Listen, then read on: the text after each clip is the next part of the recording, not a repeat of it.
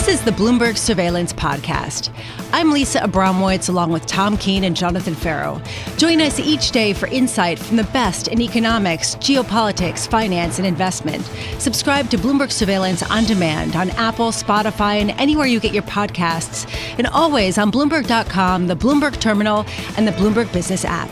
Right now, I don't want to delay a great conversation coming up. Bloomberg's own Youssef Gamal Al-Din is joining us, sitting by with Jennifer Johnson, President and CEO of Franklin Templeton in Riyadh. Let's head over. Youssef, hey. Hey, Lisa. Yeah, so let's pick up on the big debate on the health of the U.S. economy and a few other angles as well. Jenny, thank you for making the time. So we had Jamie Dimon come out strong. He's saying there should be a lot more humility from central banks. They got all their forecasts wrong. Ray Dalio is pessimistic. I want to know where Jenny Johnson stands in this debate. Well, I mean, I am a little concerned about U.S. debt and its impact on interest rates, right? I mean, I think that the conversation on rates is constantly focused on what Powell's going to do next month. Or December. And I actually think the bigger story is really around, we've got a U.S. debt that has gone from $9 trillion to $31 trillion. And you have to have buyers of that debt. And that means you have to have a rate that's reasonably priced to attract debt. And it potentially crowds out some of the other investment opportunities. So, that's a concern. And you've got a deficit this year that's going to add $2 trillion to the debt. So I think that can weigh on the economy. And where do you see interest rates going then? I mean, 2 weeks ago, you still had the view that there's one more hike in the plan. Do you still stand by that? I think Powell kind of came out and said probably won't do it in November, but he's watching the data. So I think, maybe he'll do December. I think it'll be data driven. Maybe he'll just kind of leave it for where it is and see how it plays out. I think the bigger story has been around the 10-year, and I think that's more of an issue around the U.S. debt. I mean, you've seen the volatility in Treasury yields, yep. And of course some of the prolific commentators, let me put it that way, including Mr. Ackman and many others. Do you think that we're going to start consolidating now at the current levels? I mean, what's going to bring them down? Because there was a big debate on what's going to carry them up. If they are going to go down from here, what's going to push them down? I mean, honestly, there's a lot of things. I think that the Fed has done a good job on kind of jamming on the brakes and raising rates and slowing things. But there's tremendous headwinds to slowing inflation. Oil prices are inflationary. Some of the union wage negotiations are inflationary. So there's factors that makes it tough. Spending on things like renewable energy, government spending and incentives on renewable energy and things like the CHIPS Act are all pumping money into the system. That becomes a headwind to somebody who's trying to tamp down inflation. One of the stories that's been trending in the last 24 hours on the terminal is about $600 billion worth of client cash that it's headed for the exits from some of the bigger investment funds. And it raises the question, how does Franklin sort of thrive amid a shift to more passive solutions? Well, first of all, let me take on that. Are you going to push this back? I'm going to push back on the passive active. All right. Anytime you have a full momentum market where you've literally had central banks printing money, right, and interest rates zero, the only place to go was the equity markets. That pumped the equity markets up.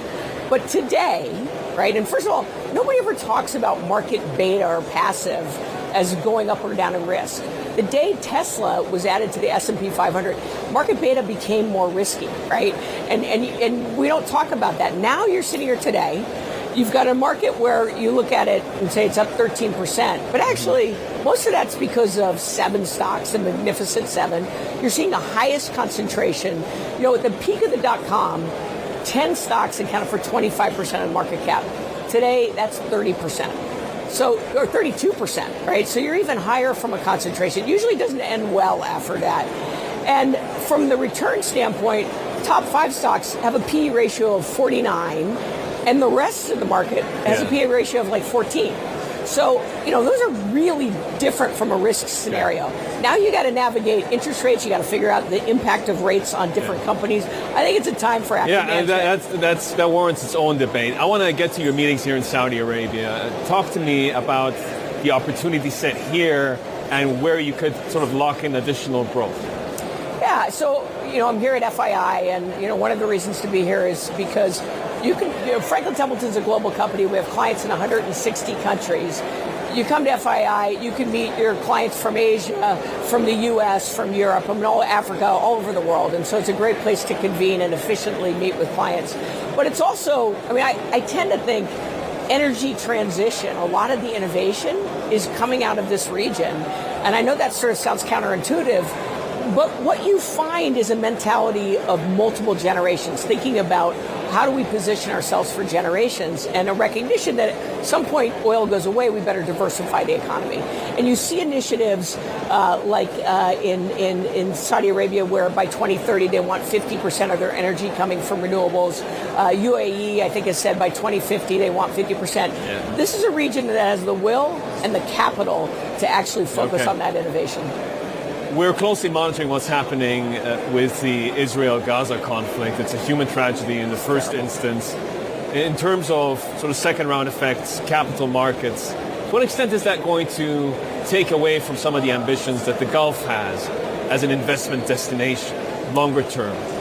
Well, first of all, I mean, it's an absolute humanitarian crisis. It is a terrible, terrible situation. It's very difficult to watch it unfold, and it's awful. If it stays contained, it probably won't have longer-term impacts other than in obviously tremendous impacts in the areas in both Israel and Gaza. But as long as it remains, contained, then I think it doesn't slow things down. And honestly, I think, places like Saudi and the UAE are actually motivated to try to come up with a resolution because they don't want to derail the progress that they're making on their visions, and trying to attract capital into the region. So closing question on broader strategy. You've been acquisitive. What's sort of next on the purchase list? How much are you willing to allocate? Well, we've been very open about the fact that we think sort of the last area that we'd love to fill is infrastructure. I think the spending on infrastructure, whether it's energy transition or even just updating infrastructure, across the globe, because so many of the developed markets have aged infrastructure, is a great opportunity. So that would probably be the last area that we'd feel we need to complete sort of our product capabilities. Jenny, great to touch base. Thank you very much. Best you. of luck with your meetings over the next couple of days. It's Jenny Johnson, the CEO of Franklin Templeton. Joining me now is Mandeep Singh, Senior Tech Analyst for Bloomberg Intelligence. It's a relief to see me rather than the other three, isn't it? Aha! Okay, so we're going to get a few more tech results. Part of the Magnificent Seven are going to get delivered today. Talk to me about Google, owner of Alphabet, Google, whatever way round you like to look at it. Are they more immune just simply because I've got to advertise on the platform relative, let's say, Meta or to Snap? I mean, that's the consensus in the story. Do you believe that? Yes, and also the divergence in expectations. So Meta is expected to grow 21%, Google 10%. And when you parse through their business segments, the search will likely be resilient. We know they're not losing any share to OpenAI and Bing and YouTube. I mean, that 10% is a low bogey. So you probably should expect some upside there. Cloud, another big segment for them. And we really used to get very obsessed. Well, not used to get very obsessed, but we are absolutely obsessed what happens in cloud at Amazon, what happens in cloud with Alphabet. How has that grown, and where can that get to, and how important is it? Yeah, so think of the three hyperscalers, Amazon, Microsoft, and Google. That makes up about $180 billion in cloud revenue, and they were growing at north of 30%. This year, the growth has decelerated to about 18 to 20%. So what everyone is looking for, that acceleration next year, because these are the companies that are buying all the NVIDIA GPUs. And if that doesn't translate into real revenue, then we got a problem. But so far, the story has been that hyperscalers will provide the GPU capacity for generative AI, and that's going to reflect in 2024 numbers. And those hyperscalers are also critically important to Amazon as well, aren't they? And Amazon's going to be a lovely insight into how strong we are or not on the consumer side as well. Yeah, so Amazon is the largest player in the public cloud, the $180 billion revenue that I mentioned. It's about 45%. Microsoft is the second big player. And in the case of Amazon, everyone is thinking they are behind in that generative AI race, and the other two are ahead. But clearly, they are the largest player in cloud. And if anything, this generative AI wave is going to accelerate that shift to cloud, because you can only do AI training on the cloud. You can't do it on-prem. Are you going to be on AI word count in this reporting season in the Magnificent Seven? I mean, it's all you got to do is print those two letters and you're off to the races. Well, now I think the time has come to guide. Are we going to be more discerning? And the 2024 guide is very important. So that's where you are going to see companies that actually guide to that lift from GPU revenue on the cloud. That's where you're going to see, the multiples and the estimates go up. But so far, it's been a huge investment year. Everyone is hoping 2024 is when it translates into revenue. And then if I talk about Microsoft is interesting for all of the aspects that we've just touched on, a little bit of AI, a great deal of cloud, but also for them, there's the hardware side of this as well. Where does Microsoft fit into the Magnificent Seven? Well, Microsoft clearly had that early OpenAI partnership, and that helped them, in terms of establishing that generative AI leadership. But I think the PC side is still weak, and you are seeing that decline in that Windows revenue. Clearly, that hasn't changed. Everyone is calling for a PC bottom this quarter, but we don't know if that's going to be the case. And in the case, if we slow down next year, it could be that Microsoft takes the bigger hits, perhaps out of this grouping. Well, so Microsoft has a lot of application software revenue, and if they don't, add those co-pilots to really complement that, and if there is actually real disruption from generative AI, I would argue Microsoft is at risk. But nobody doubts that Office, will continue to be strong because they added these co-pilots, and that will be a nice add-on to, what you already have from the Office suite. So Europe is under pressure. Technically, we can argue about recession. China, you can debate whether they're going to make 5% growth or not, but it's tough in China at the moment. With those two global markets very much under pressure, who is perhaps the weakest link in the Magnificent Seven, vicariously exposed to the China story? I mean, I would say Apple. No doubt about it. I'm just about to buy a new Apple 15. From a revenue perspective, 20% revenue, and the supply chain exposure is huge. So if there is a big risk that clearly lies with Apple, the other ones are somewhat insulated because they don't have a lot of revenue exposure. And that's where the internet names like Alphabet and Meta, they have no exposure at all. So clearly, Apple is the one to watch out for in terms of that geo revenue exposure. Okay, and then of course we have the friendshoring, onshoring. Let's see what the numbers are when they drop. Thank you so much for stopping by. That is Mandeep Singh on all things technology.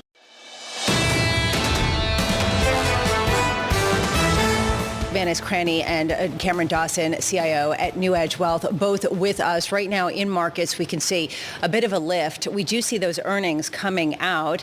And Cameron, it's just been catching my eye. Everything has been beating. Yeah, much better than expected. When it's looking at the consumer better than expected, some industrials better than expected. We just got Sherwin-Williams come out. They raised guidance significantly.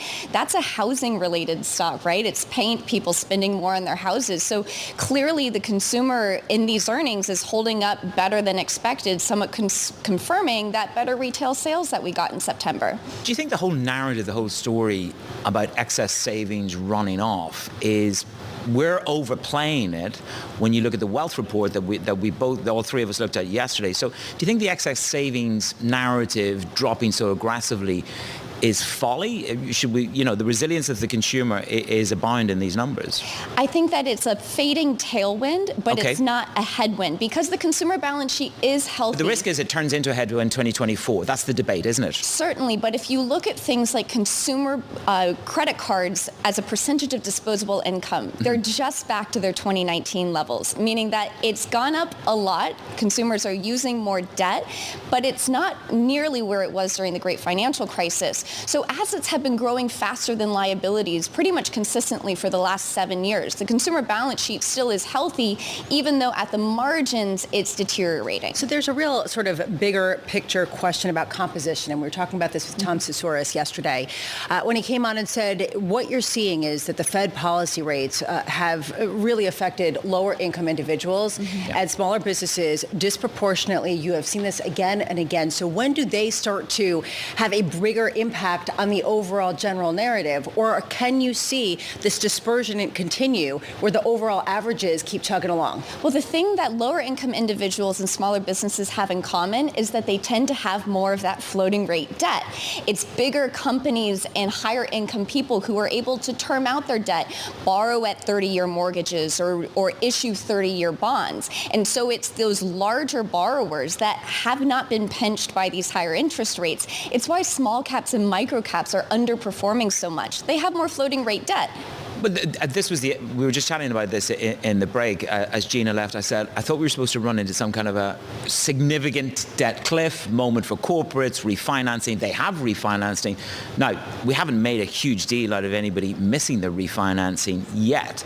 But as you look at debt costs going forward and you look at the returns going forward with debt costs, surely that begins to impinge as well. Well, certainly, because eventually you have to refinance that debt. And if you look at the corporate treasury market, or corporate bond market, a lot of them have average yields that are less than the entirety of the treasury curve. So eventually you will have to refinance at these much higher rates. And that's the reality of higher for longer starting to bite. This is what everyone thought, okay? And this, to me, I'm so glad you brought this up, Manus, because to me, there's been this sort of overhang. Back in 2015, 2016, we were talking about beer goggles. Dallas Fed President Kaplan came on and said, everyone's looking at this world with beer goggles of low rates, and that's why they're buying anything. Anything can look beautiful when you go out and you take a look at assets with low rates, with zero rates. And now you're expecting Armageddon because you've had a world refinanced at that, and you haven't. And that's really sort of the surprise. How much can companies survive by just basically relying on investors to force them to stay afloat so the investors don't get totally slammed with losses, right? I mean, this is something that you've been seeing with helping refinance at decent rates. I think we're just now starting to see the pinch come through because we've been in this for 18 months, almost 2 years now. That's allowed extend and pretend. You can try to push off the refinancing as much as possible because remember, we're also conditioned for the Fed to come in and cut rates really quickly. And the Fed's telling you they're not going to do that. So it's the reality setting in that, hey, I've delayed refinancing as long as possible. Now I kind of have to face the music, and the end result is much higher rates. So how have you shifted your views over the past couple of weeks? Yeah, so we have been underweight duration for the entirety of the year, thinking that there was this floor under interest rates because of that higher for longer and an upward bias to interest rates. But now we're starting to see a world where the risk reward simply looks better. If you take a 100 basis point move higher in yields versus lower in yields, at least you have this higher base yield offsetting some of those losses. So when we think for long-term investors, we're starting to find interesting, compelling opportunities, not just within treasuries, but within munis. We're not tactically going full overweight duration, saying the peak in yields is in. There's still a lot of risk, but that's where we're starting to find opportunities at the margin. I was almost going to give Cameron sort of like her introductory drum roll, because she's in good company, isn't she? She's got Whaley from BlackRock. She's got Alliance alongside you. So what goes through my mind, and I'm going to slightly combat you there, which is, isn't it just fear of being left behind that you've got to pivot on your duration call? Certainly, of course, we don't want to be too cute with it with the timing, but we're long-term investors. And if you think of it just in terms of asset liability matching and thinking about strategic allocation. So if I say to you then, you're shifting, is it a dramatic shift in your taking of duration, or is it incremental, Manus? In other words, we see an opportunity and we add incrementally? It's incremental because tactically we have not made this call that we say we've seen a peak in yields. Fine. We still see this supply and demand issue where we do know we have higher deficits, and that is increasing supply at the same time that demand is falling. QE is not here to save the day. We don't have the flight to safety bid yet. We'll have to see how data emerges. And we shouldn't forget, we have this big unknown about the Bank of Japan and potential changes to yield curve control policy. What could that mean for demand for treasuries as we go into 24? Do you think that could have been underpinning some of the wild moves over the past couple of days? You can track the ownership of treasuries by Japan, and it's actually gone up slightly. They've sold more corporate bonds, so I don't know if that's necessarily, but it is the fear that they could be less buyers on the margin. Just I'm wondering, though, just going forward, when you talk about how you are legging in just on the margin to duration, is it out of equity risk? Because we heard this yesterday from Katie Nixon. Yeah, you have to do it in a very tax-efficient way, because if you're selling equities with big gains and layering into bonds, that may not be the best trade. One of the ways that we've been doing it is saying if we have dividend income, instead of reinvesting into equities, we'll reinvest into fixed income, because at the end of the day, if you can get your same return at less risk, then maybe you should do that. Now, how unrisky is long bonds given the fact that the TLT is down 45% in the last 2 years? Listen, you know what? When you get to my juncture, you sort of say, you know what? 10-year paper actually doesn't look too bad. Maybe at 5%. Well, that's what a lot of people seem to say. Basically, it got 5%. The market basically said, we reject that. No, we're going to pounce on that. But it comes, actually, you're back into sort of general historical norms, if I'm not wrong. I mean, we are, many people out there are flummoxed by rates at 5%, paranoid at the risk of 5.5%. The reality is, when I took my first mortgage in 1994, it was at 7% in the United Kingdom.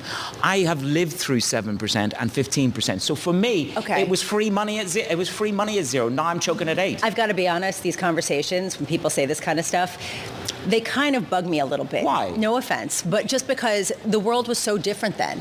Prices were different. They were more adjusted to a 7% rate. How much do the prices of assets change the scenario when you have high prices that were backed by low rates, and then all of a sudden you've got to deal with the rate going back to where it used to be?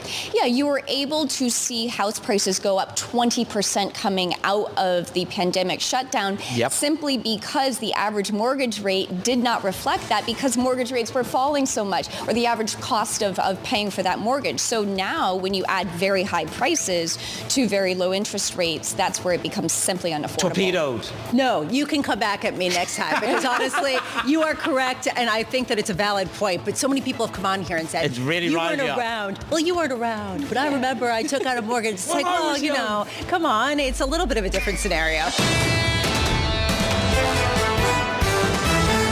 Paul Jacobson, CFO of General Motors, joining us now. You did report earnings earlier this morning. You beat estimates, but you withdrew your $14 billion profit forecast because of the uncertainty due to these strikes. Do you think that it will materially affect the outlook, given the contours of where negotiations are right now of 23 to 30% increase? Well, good morning, Lisa, and thanks for having me. Just before I start, I'd like to just give a big thank you to the entire GM team for an outstanding quarter across the board, including the employees that are working every day and producing the high-quality vehicles that our customers love. It's a strong testament to everything that we're going through right now. When we made the decision to withdraw the guidance, it was really based on not wanting to speculate on the length or scope of the strike. Clearly this has been a very different UAW leadership strategy, and one that we've adapted to. But at the same time, given that we don't want to speculate where the next plant might be or how long that might be out, we thought the prudent thing to do was to withdraw guidance, despite the fact that the underlying business was actually performing at the top end of our range prior to this. So we'll provide an update with investors as soon as it's over, but we're still focused on making sure that we execute every day. Can GM make a profit with a 25% raise for the UAW, like Jon Ferro has requested? What we need to do is obviously strike a balance. We've said from the beginning that we really want to reward our people for the quality work that they're doing at each and every plant, each and every day, and that's a testament to the demand that we've created for the vehicles that we're producing, which I think is the best portfolio in GM's history. So what we've also got to do is make sure that we sign an agreement that allows us to compete in the global marketplace. When we look at the pressures and the challenges on EV profitability, as well as some of our foreign competitors, we've got to make sure we can continue to price our vehicles and produce our vehicles profitably, which gives us the cash to be able to invest in the next generation, not only the models, but the plant refurbishments and the transformations that we have to do. So we've got to be able to strike that balance of rewarding our people, but making sure that we're absolutely able to invest in our future. Does 25% allow you to strike that balance? I think it does. We're not going to sign a deal that doesn't allow us to be competitive. There are obviously challenges that the team's responded to over the last few years, whether it be COVID or the semiconductor shortage or supply chain issues.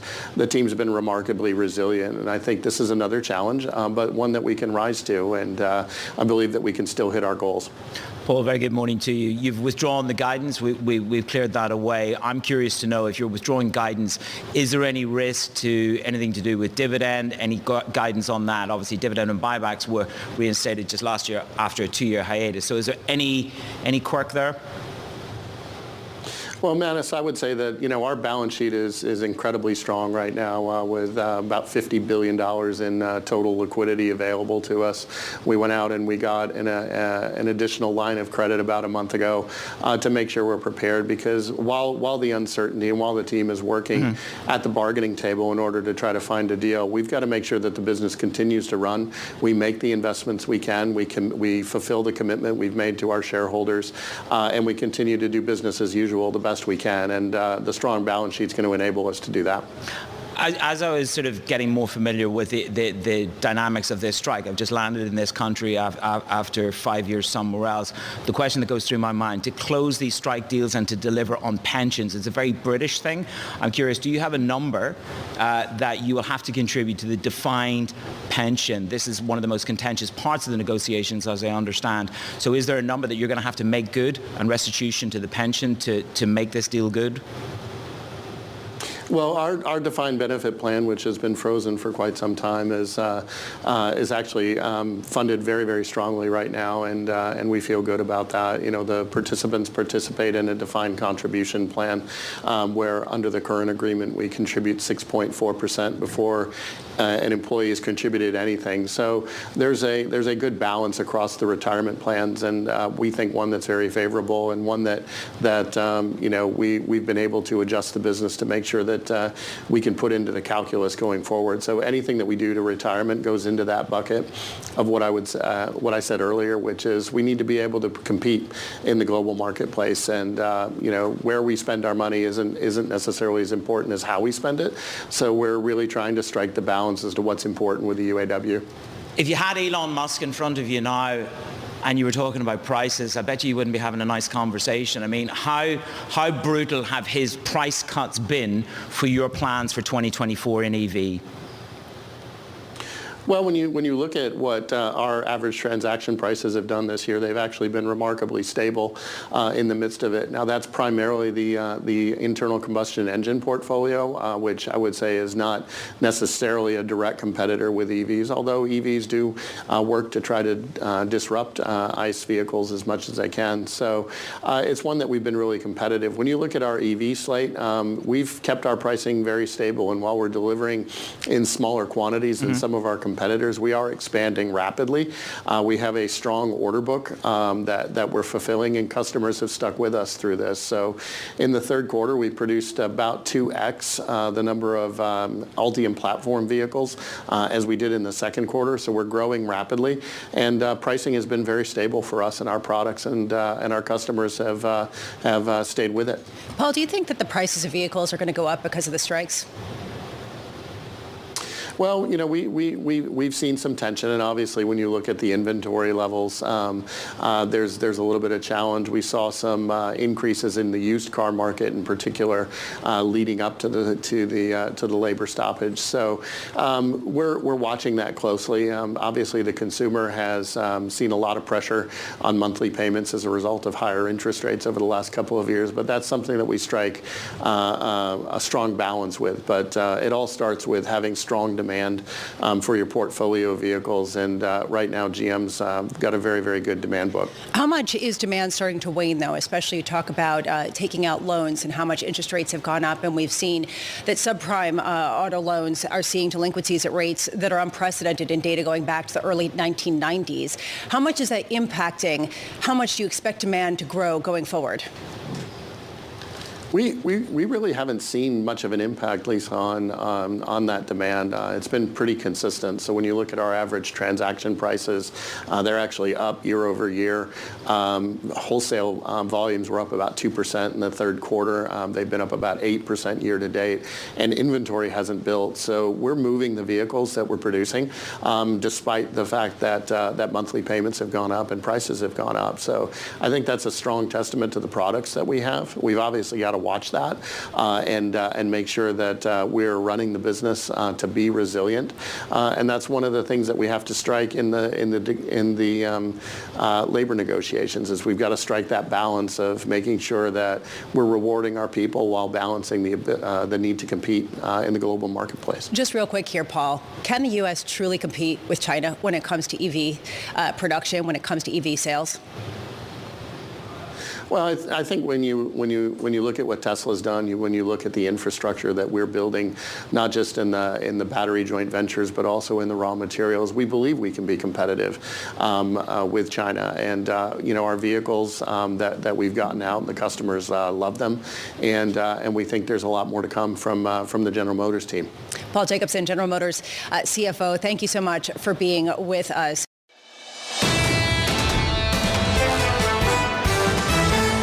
The International Energy Agency was created 50 years ago in the wake of price spikes and all sorts of geopolitical violence. Today, we're facing a similar type of moment. Joining us right now, Fadi Birol, Executive Director of the IEA. And Fadi, I want to start there. Even as you put out your report, which has a lot of really interesting projections, how is today similar to 1974?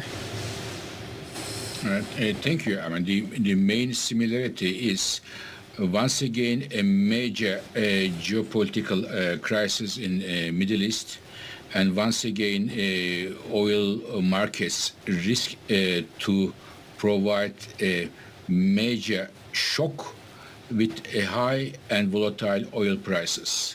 Oil security is at risk, as about 1/3 of the global oil exports come from that region, especially for Asia. So there are some similarities between now and 50 years ago. Fadi, good morning. Every time that there is a moment of real angst, and we are at the moment of war here, so it's not just angst, it's war between Hamas and Israel. The question is the boundaries, the risk to Iranian crude moving, the risk to the rest of the Persian Gulf from this Israel-Gaza crisis. How do you look at that right now, and what is the risk of major escalation in your view, and the risk to the oil market?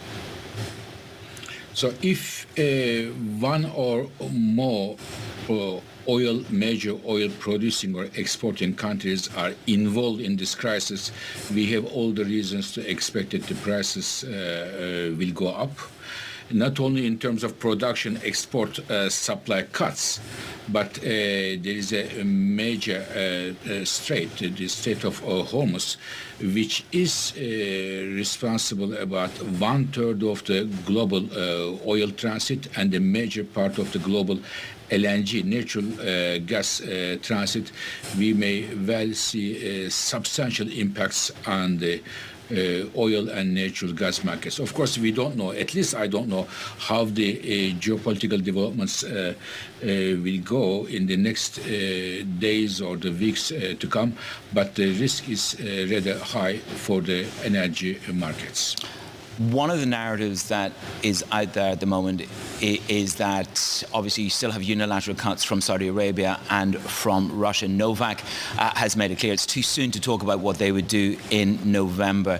If there is a significant escalation, is that step one of an immediate release valve to the market of where Saudi and Russia may well put out some narrative in regards to their unilateral cuts, or indeed act before the November meeting? Yeah, it's a good point. In fact, when we look at the situation today, even before the crisis, this geopolitical crisis started, we had oil prices around $90. very, very high prices compared to averages. Why we have it? For two reasons. One, global oil demand is strong, mainly as a result of the rebound in the Chinese economy after the COVID. But second, the point you mentioned, Saudi Arabia and Russia deliberately cut their oil production.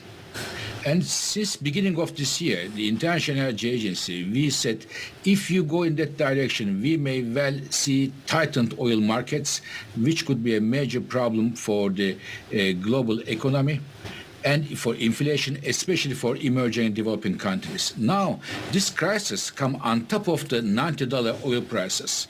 And the one, of course, plausible scenario here, if we see such a crisis and if we see a deepening of this crisis as a result of some other countries being part of this geopolitical crisis there, then one possible option is the Saudi Arabia and Russia would change their production policies, and they have ample amount of spare production capacity. Okay. They comfort the markets there. Can we zoom out a little bit and talk about your long-term views on what's going to happen in the energy complex? I mean, we've got this great World Energy Outlook report out today from your organization talking about, in the long term, global fossil fuel demand will peak by 2030 as we see the transition occur. Does that presume that the geopolitical tensions ease? What are the presumptions behind that peak forecast by 2030? Now, we are an energy organization. We cannot focus what happened on geopolitical context, but the reason that we see, for example, oil, we talk about oil demand to peak in the next 5 or 6 years is the following. There is a big move on the transportation sector, which is a big chunk of the global oil consumption. Electric cars. This is when you look at the electric cars, 2 years ago, 1 out of 25 cars sold in the world was electric. 1 out of 25 2 years ago. This year, 1 out of 5 cars sold is electric. And in 2030, with the current investment plans, current policies, every second car sold will be an electric car in 2030. This is one. On the consumption side, it will be weaker. The second and most important one, and I'm a bit surprised that the analysts don't see this. China changed the energy markets in the last 10 years, and China is changing itself now. When you look at the last 10 years, more than 2/3 of the global oil demand growth came from China only. More than 2/3. And Chinese economy increased over 6% per year on average, and this was the main driver. And we all know, it's a consensus view, including the Chinese government, Chinese economy will slow down, and this will be another driver for the global oil demand peak in the next years to come. Fatih, I only have a minute left, but this is a really important point. Are you saying that even if China has an economic boom, it is not going to increase some of the demand for oil based on the changes in that economy? I mean, China may have a growth in their economy as a result of stimulus a year or so, but the structure, Chinese economy, when you look at the structural, the balances in the Chinese economy, the cement production, the iron steel production, the household stocks, they all come to a saturation or a decline. China wouldn't need major amount of energy, so China will be determining the next years the fate of fossil fuels, and also at the same time, of course, clean energy, as they're a champion there as well. Fatih Birol of the International Energy Agency, thank you so much for taking the time. Subscribe to the Bloomberg Surveillance Podcast on Apple, Spotify, and anywhere else you get your podcasts. Listen live every weekday starting at 7 a.m. Eastern on Bloomberg.com, the iHeartRadio app, TuneIn, and the Bloomberg Business app. You can watch us live on Bloomberg Television and always on the Bloomberg Terminal. Thanks for listening. I'm Lisa Abramowicz, and this is Bloomberg.